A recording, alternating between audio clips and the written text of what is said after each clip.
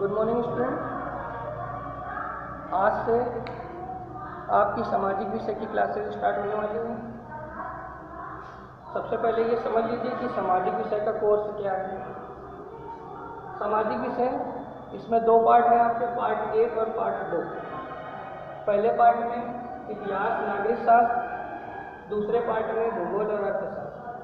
Paper आपका 70 number का होगा, 30 नंबर का आपका प्रैक्टिकल होगा। आपके पास 70 नंबर हैं अपना स्कोर करने के लिए। इतिहास में 20 नंबर के क्वेश्चन आएंगे, भूगोल में 20 नंबर के क्वेश्चन आएंगे, नागरिक शास्त्र में 15 और अर्थशास्त्र में 15। इस तरह से आपके 70 नंबर कंप्लीट हो गए। इतिहास में इन्हीं 20 नंबर में मैथ भी आता है, भूगोल में भी इन्हीं 20 नंबर के अंदर मैथ आता है। मैथ की क्लास आपको अलग से समझाई जाएगी। आज आपका टॉपिक अर्थशास्त्र का पहला चैप्टर शुरू करने वाले हैं, जिसका नाम है विकास, डेवलपमेंट।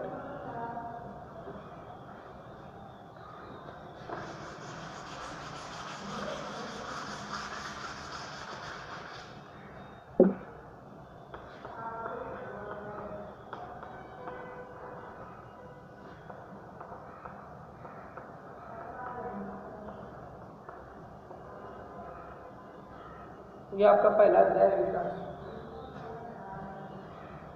अर्थशास्त्र में पहला चैप्टर विकास है, डेवलपमेंट। और इसमें सबसे पहले आपको जो समझना है वो ये है कि मानव के विकास के बारे में इसमें सबसे पहले समझाया गया है कि मानव का विकास हम किस तरह से कर सकते हैं, किस तरह से हम मानव को एक अच्छा व्यक्ति बना सकते हैं ताकि वो अपना जीवन यापन कर सके।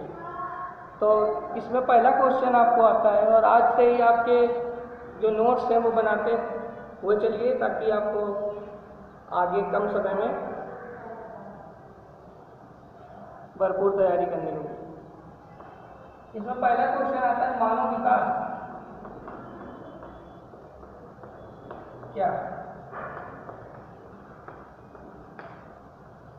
मानव विकास क्या है?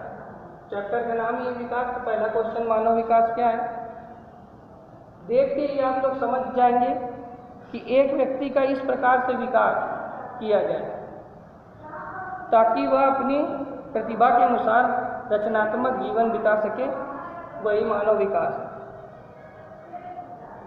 एक व्यक्ति का इस प्रकार से विकास किया जाए कि वह अपनी प्रतिभा के अनुसार रचनात्मक जीवन व्यतीत कर सके, वही मानव विकास है। 2010, 2012 और 2017 में ये क्वेश्चन आपका आ चुका है। इसके लिए दूसरा क्वेश्चन और है, मानव विकास के लिए साक्षरता क्यों अनिवार्य है?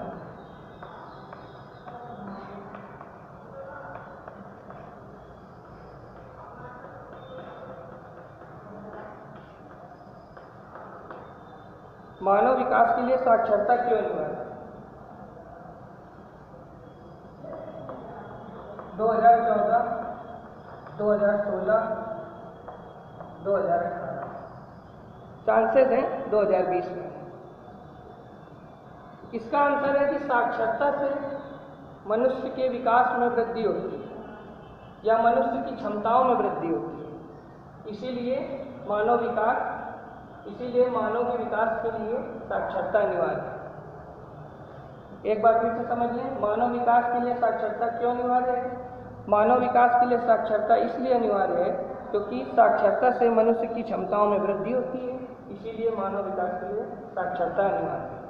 ये दूसरा क्वेश्चन आपको देखते हैं। इसी में तीसरा क्वेश्चन आता है,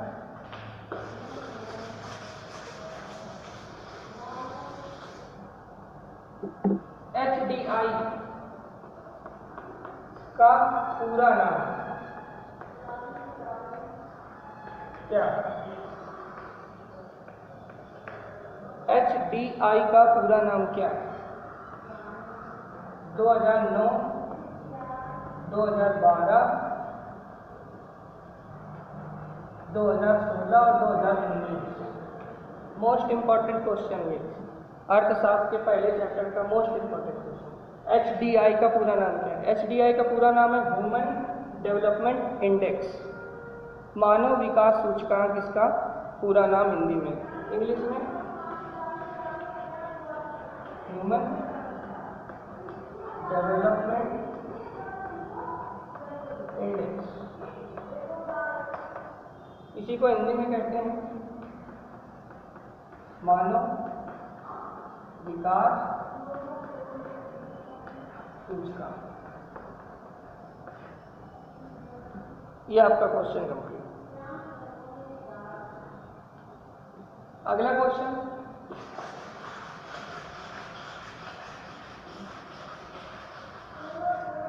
अब आपको पता चल गया है कि HDI क्या है, तो इसी के बारे में और समझते हैं। तो अगला क्वेश्चन आता है आपका,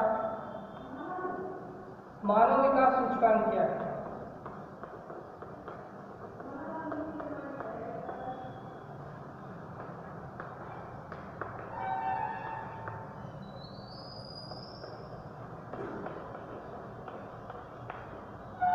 तो इसका आंसर है कि संयुक्त राष्ट्र संघ द्वारा प्रतिवर्ष एक लिस्ट जारी की जाती है या एक विज्ञप्ति जारी की जाती है, जिससे मानव के विकास की जो सूची है वो तैयार की जाती है, जिसे मानव विकास सूचकांक कहते हैं। इसमें मनुष्य की गुणवत्ता का रैंक दी जाती है, एक श्रेणी दी जाती है, जिससे पता चलता है कि मानव विकास सूचकांक में कौन सा देश किस श्रेणी पर है।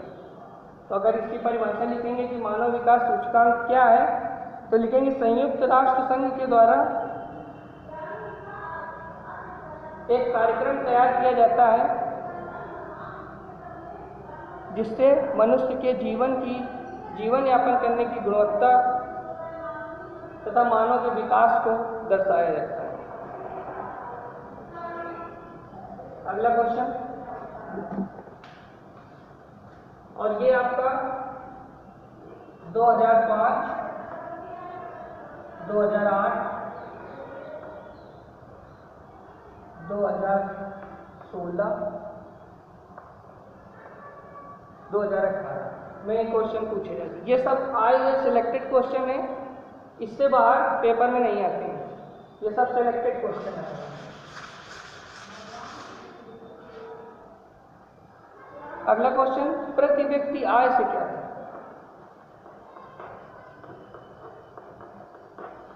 प्रति व्यक्ति आय से क्या है?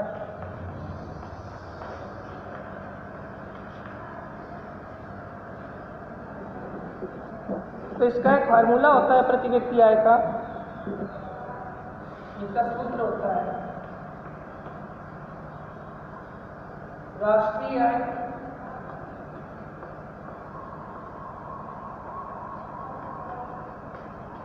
बटे कुल जनसंख्या।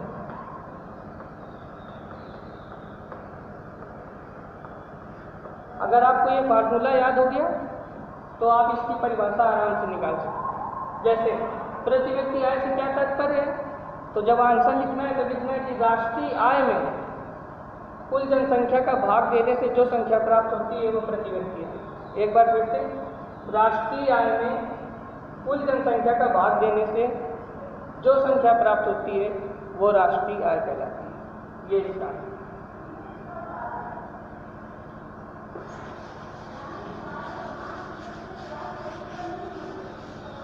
अगला प्रश्न, राष्ट्रीय आय से क्या अभिप्राय है?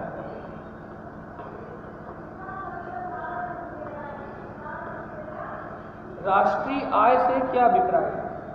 तो जैसा कि आपने अभी पढ़ा कि प्रति व्यक्ति आय बराबर राष्ट्रीय आय बटे कुल जनसंख्या। यहाँ पर राष्ट्रीय आय वर्ड आया है तो आपको पता होना चाहिए कि राष्ट्रीय आय क्या होती है। राष्ट्र के प्रत्येक व्यक्ति की इनकम या आय राष्ट्रीय आय है। अगर किसी देश में 100 लोग हैं और वो प्रति वर्ष 2000 रुपये कमाते हैं, तो उनकी जो वार्षिक आय होगी या जो राष्ट्रीय आय होगी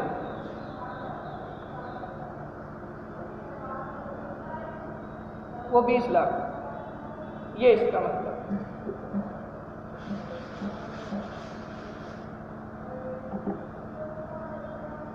आज के लिए आपका यही टॉपिक यहीं समाप्त होता है।